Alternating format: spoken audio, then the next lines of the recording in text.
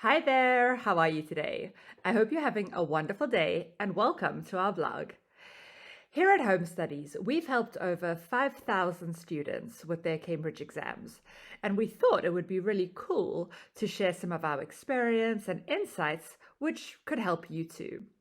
So if you're preparing for the Cambridge Advanced exam, or you're interested in learning more about it, then I highly suggest you watch this video as well as the others in the series. So get yourself a cup of coffee, make yourself comfortable, and let's chat about speaking part one. Part one is an interview, which is pretty standard for a speaking test. In the interview, the examiner is going to ask you personal, general questions about your work or your studies, your free time, your holidays, your future plans, your daily life, stuff like that. And to be honest, some of the questions seem kind of simple, like where are you from? Are you working or studying? What kind of music do you listen to? These are A2 questions, but don't be fooled, okay? It's a trick.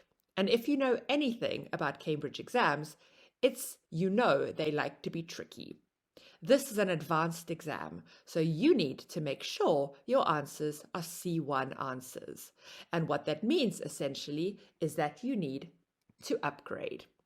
So to upgrade is to improve the quality of something or change it for something newer or better. So in life, we usually upgrade things like a computer system, a mobile phone contract, or a seat on the plane.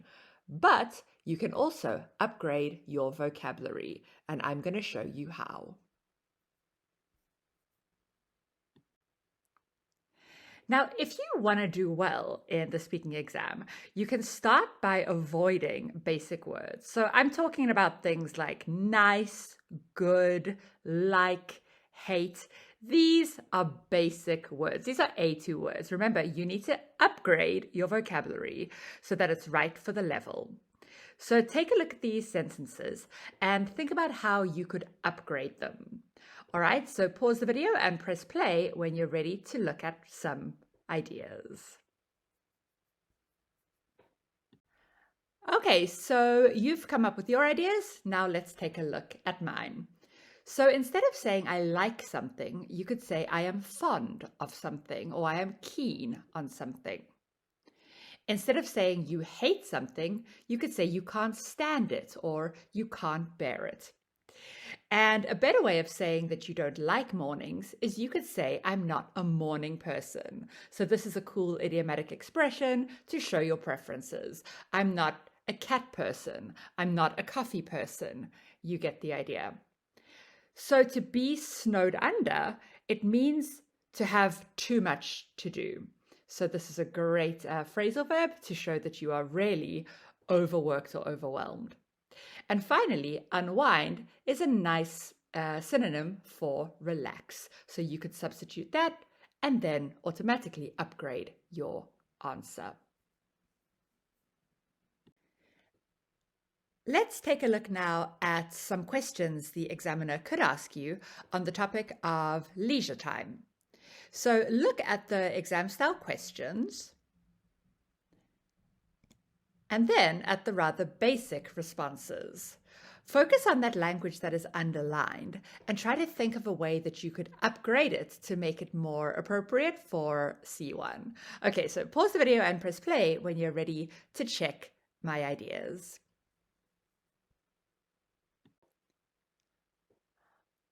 All right, well, let's have a quick look at my ideas. Yours might be a bit different, and that's okay too. But instead of saying something like, I tried to read a book, you could say, I tried to catch up on my reading. Because to catch up on something, it's to make time to do something that you haven't been able to do recently. And then instead of saying I'm interested in, you could say I'm fanatical about. And also, instead of saying I always watch, you could spin it and you could say, oh, well, I never miss my team's matches. So these are just a few ways that you can upgrade those answers to make them a little bit fancier and a little bit better for C1. Now, let's talk a little bit about the G word. Yep, I'm talking about grammar. So, are you a grammar geek like me? Do you get excited when learning about participle clauses, or do you hate it? So, does even the mention of the word grammar make you feel stressed? Well, either way, at some point, I'm sure you've used things like tenses, modals, verb patterns, relative clauses, and conditionals, stuff like that. You might not know how to name these grammar forms, but for the advanced exam, you better be able to use them.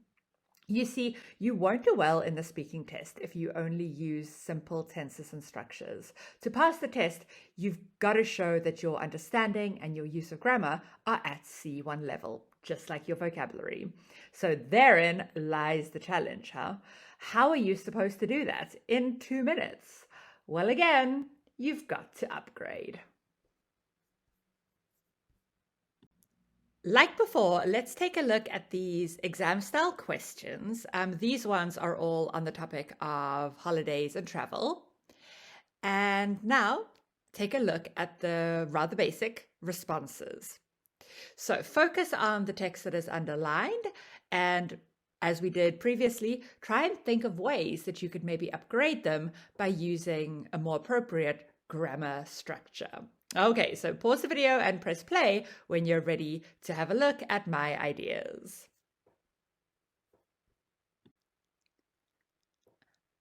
Okay, so I was thinking that in the first one, because the original statement said, I imagine, if you're talking about an imaginary situation, then it's a perfect time to show you can use the second conditional, right? So you could say, if I had the chance, I would love to be a flight attendant. I also added an interesting little expression there. So I'd leap at the opportunity to. This shows that you would take the chance. It would be something that you would be very happy to do. In the second one, instead of saying I plan to, we can use the future continuous. So you could say I'll be traveling. And also I changed I really like into I'm really into, just because it's a more suitable expression.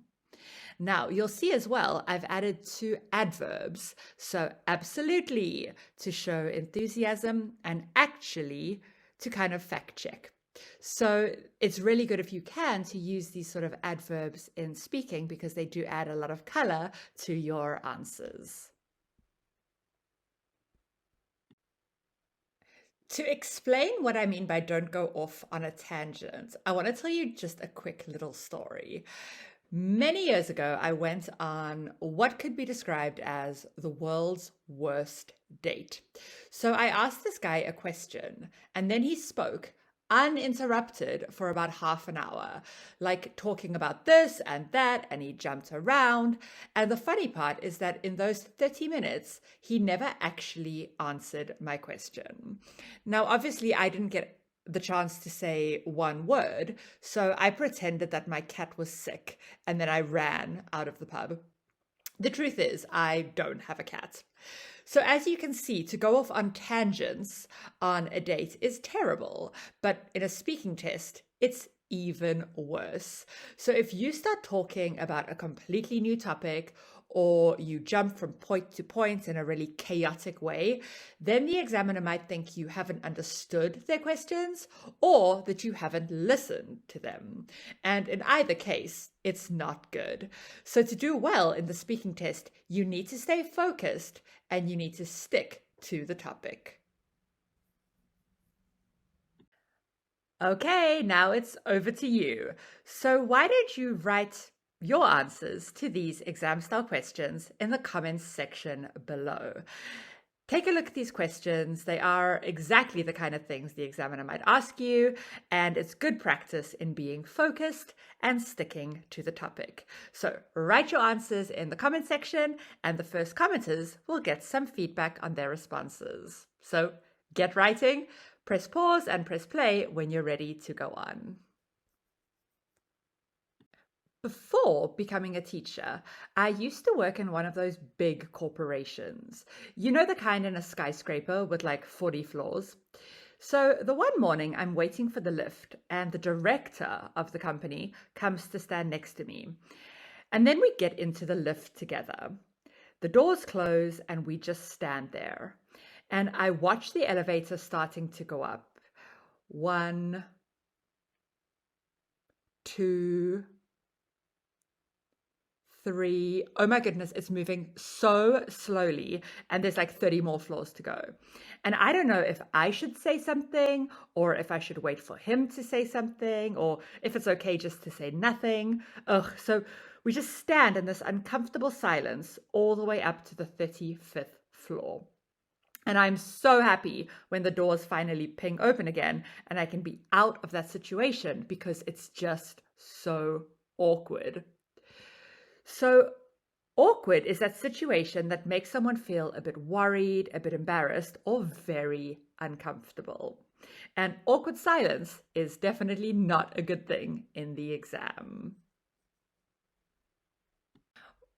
When you don't quite understand someone's question or you don't know what to say, it is a common reaction to stay silent. But saying nothing is just about the worst thing you can do in the speaking test. It's very awkward. It's better to say something, even if you make a mistake, than to sit in silence and stare at the examiner. Fortunately, there is a solution, and that is to learn to use some filler expressions. So these expressions help you to buy time when you don't know how to answer the examiner's question. So you could say things like, oh, that's an interesting question, or let me think about that. Well, you see, or I never really thought about that before, but. So these are just some filler expressions. I'm interested to know if you can think of any more. So pause the video, go down to the comments section, and write down the filler expressions you think you could use in your advanced exam. Have you ever memorized a poem or a speech or a sonnet from Shakespeare? There are times when memorizing text is really a good thing. However, the speaking test is not one of those times. The examiners want you to speak naturally, just like you would in real life. It's usually very easy to tell when someone has memorized their answers. It's like they're trying to rephrase the question to the one they want to answer. Do you know what I mean? So honestly, besides what's your name and where are you from, any questions and answers that you try to memorize probably won't come up in the test. So it's much better to learn fixed expressions that you can use to talk about lots of stuff rather than trying to memorize full answers.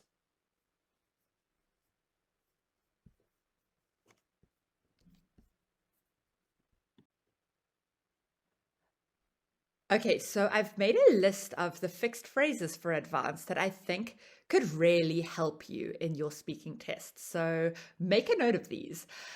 They are phrases that can be used to talk about a variety of different topics and that can be used to answer a variety of different questions.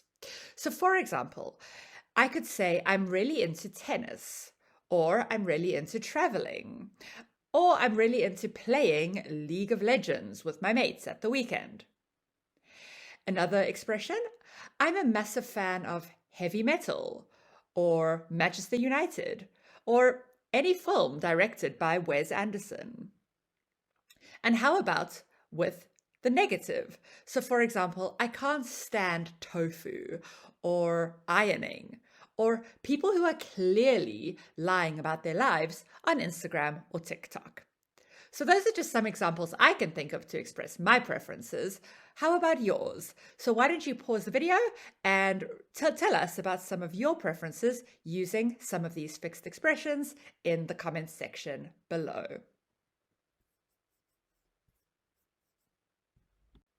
When I was at university, I used to have this old Alfa Romeo, and I loved that car, but my goodness, it was a piece of junk. Like the wipers didn't work, so I couldn't see anything when I was driving in the rain. To open the door, you had to roll down the window and kind of put your arm out and open it from the outside because the handle on the inside didn't work. It sounded like a tractor, so you could hear my car coming from like a mile away. And then one morning, it just didn't start.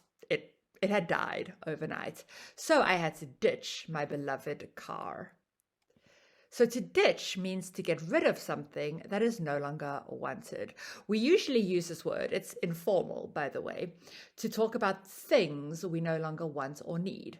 But in the context of the speaking test, you need to ditch these one-word short responses.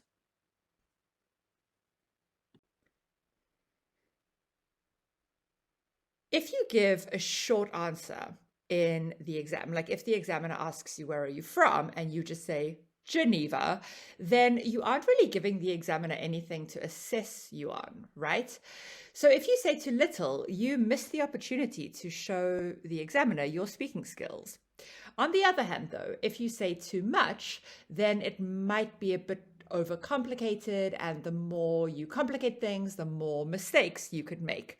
So I would say in part 1, aim to give like 2 to 4 sentence answers. This isn't an exact rule, but it is a useful guide.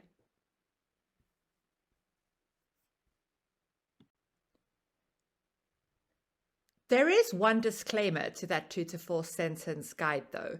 When you answer the first introductory questions, like where are you from, are you working or studying, to give an answer like this, it's enough. You don't want to say too much right at the beginning, and you definitely don't want to give a long pre-prepared monologue. So an answer along these lines would be just about perfect.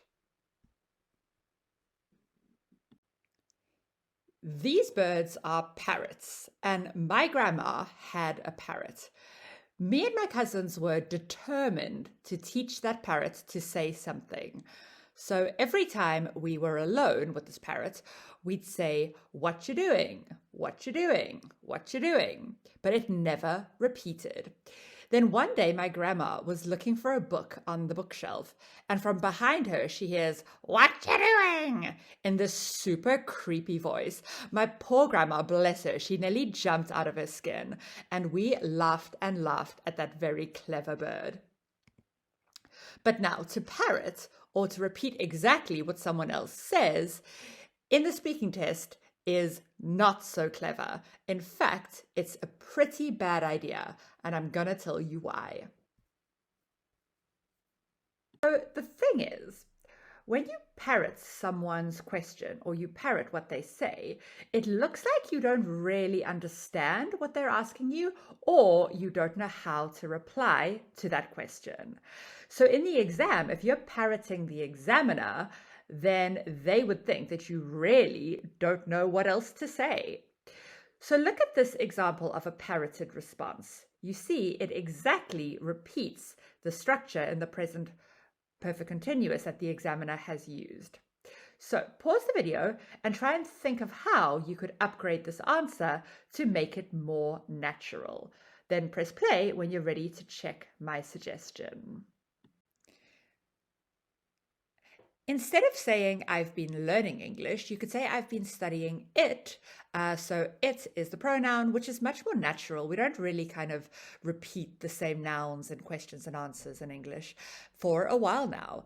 And then add a bit of information since about the age of 6. So this is a much more natural response, and it would give the examiner the impression that you're a confident, competent speaker of English, that you don't need to rely on what they've said in order to come up with your own reply. Well, that's going to do it. I hope you're feeling pretty good about speaking part 1. If you do feel like you got something out of this video, please go ahead and click the like button or share this post on your socials. And don't forget to leave your examples of exam style questions, time fillers, and your preferences in the comments section below. We'd love to hear from you. So have a good rest of your day, and I hope I'll be seeing you in the next video.